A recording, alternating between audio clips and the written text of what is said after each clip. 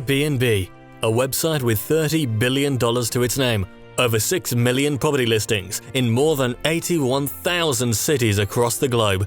How did this novel idea take over every corner of the world? Well, it has quite the story. So stick with us as we chart the tale of its explosive rise. It all started in the towering city of San Francisco in the chilly autumn days of the year 2007.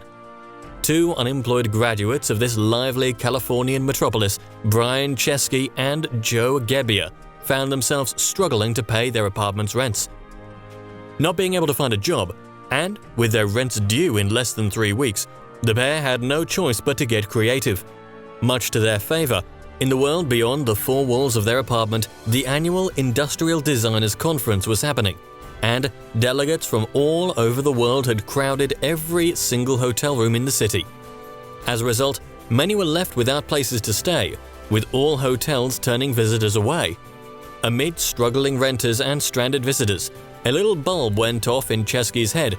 Chesky and Joe thought of letting a bedroom in their apartment to some of those excess visitors with the help of airbeds and a home-cooked breakfast on the side. Immediately, they got to work, advertised their service for $80 per night, and found 3 willing customers on their doorstep. 3 guests found a warm and cozy place to stay, and 2 unemployed folks succeeded in paying their rents. Both parties were chuffed. But the revolution was still not in sight, at least not yet. See, the 2 creative fellows knew they had stumbled across a game-changing idea, but they had no money, slim resources, and little business experience to assist them. At one point, Chesky thought of trying a different business idea entirely, thinking that airbeds and breakfasts would not succeed. However, after trying out alternative ideas like emulating room-sharing websites that already existed, the pair rebounded to their original idea. It was new, untested, and a little weird, but worth a try, they thought. So, the novice entrepreneurs gave it a go once again with a second launch. Seizing the moment at another conference called South by Southwest, they advertised their novel service to a new audience. Sadly, however, luck was not on their side this time, and they received a meager 2 bookings, one of them being Chesky himself. But regardless of the flop, it wasn't enough to convince them to bury their idea. The much-anticipated Democratic and National Convention of 2008 was on the horizon, and attendees from all over the country were vying for a place to shake hands with their glowing hero, President-to-be Barack Obama. Before their next grand release, they found a third partner to join them, fellow Harvard graduate and coding tycoon Nathan Blechezik. His experience with coding, having made $1 million already, felt like a godsend for the 2 budding entrepreneurs. So, they got to work yet again, spruced up their website and relaunched their service in the buzzing city of Denver, home to the 2008 DNC convention. With over 20,000 people flocking to the convention, the trio was sure they would land a juicy windfall, and they weren't wrong. Over 600 people used the service, and the newly anointed trio had much to be proud of. However, that proved to be only another step in the long and protracted journey to success. See, the strategy of relying on conferences and events was a little too fickle.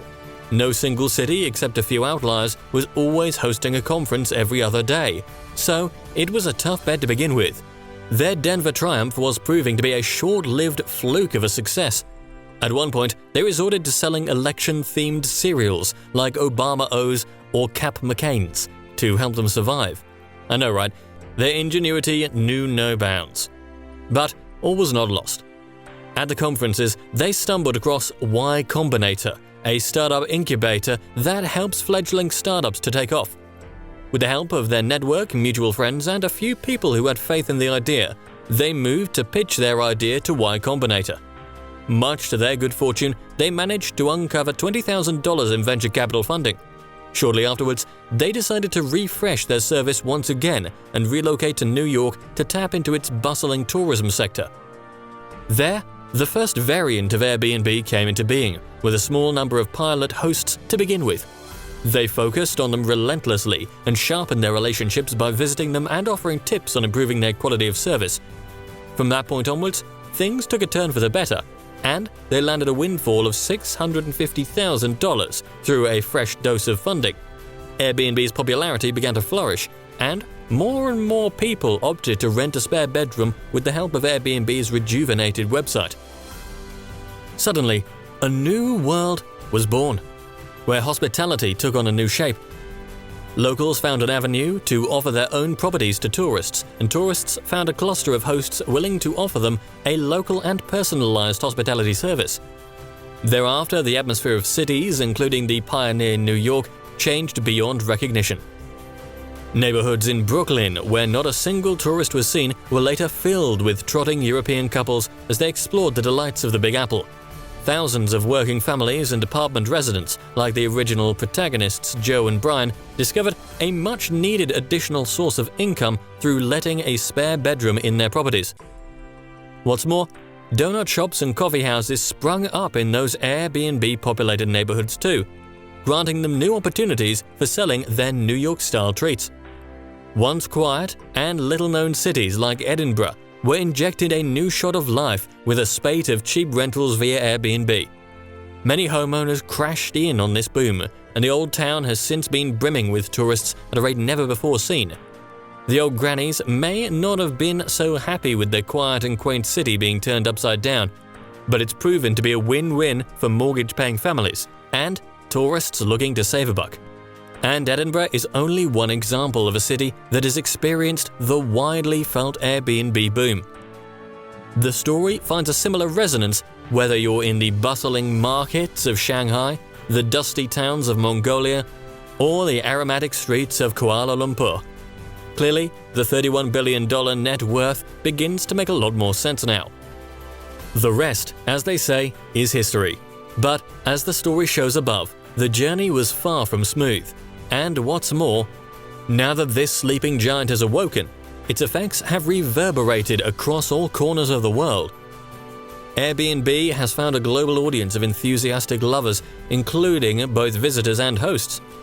But, as you may have already guessed, Airbnb has also stumbled across numerous challenges.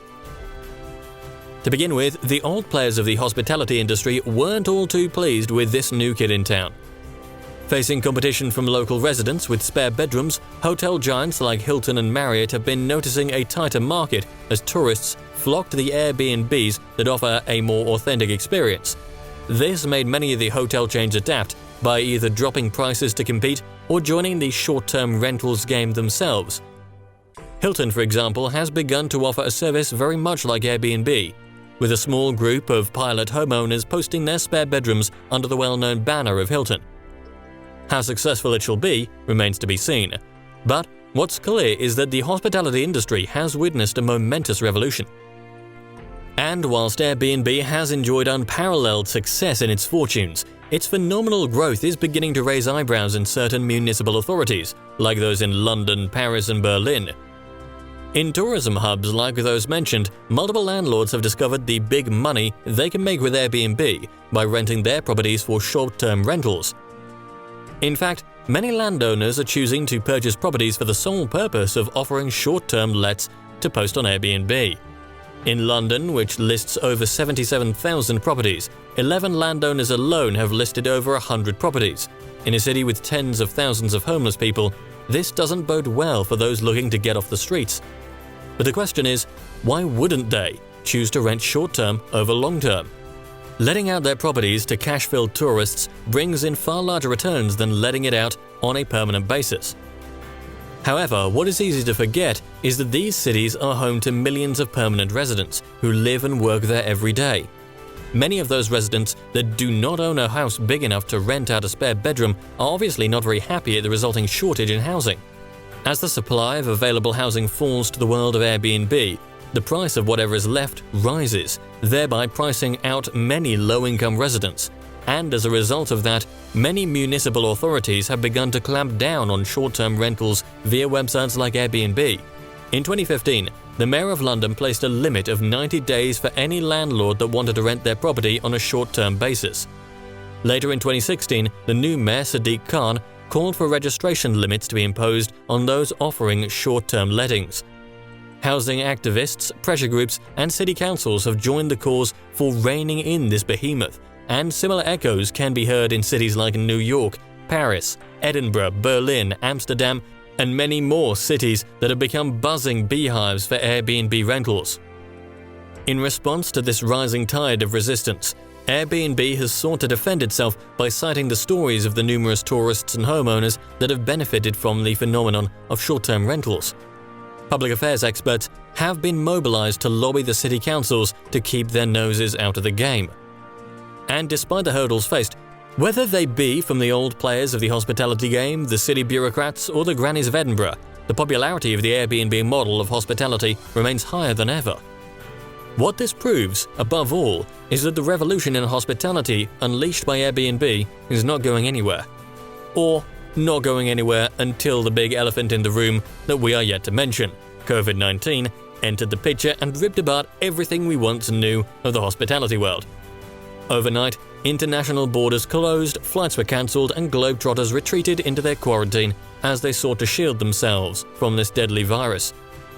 8 months into the pandemic, things don't look as they've recovered. In the words of Brian Chesky himself, travel as we knew it is over. And realizing that his own Airbnb is in the firing line, he recently conceded, "We spent 12 years building Airbnb business and lost almost all of it in a matter of 4 to 6 weeks." Ouch. Now, that doesn't sound so cheerful. But all hope isn't lost, and yet again, Airbnb is actually still being used, albeit a little less, and largely by domestic tourists instead. So, not to say this was the fault of Brian and Joe, as their pet creation Airbnb would still be thriving had the virus not appeared, but to keep things simple as we round up, we can agree on 3 things. Firstly, regardless of whatever the future holds, Airbnb's arrival has monumentally changed the game in the hospitality world. Second, Airbnb's relevance shall only continue. The beast has shown a marked resilience to survive and thrive, regardless of what the outside world has thrown its way. Thirdly, despite all the never-ending ups and downs, Airbnb will remain a formidable player in hospitality for decades to come. If you've enjoyed this, please consider giving this video a thumbs up and subscribing. Thank you all, I will see you soon, and have an excellent rest of your day.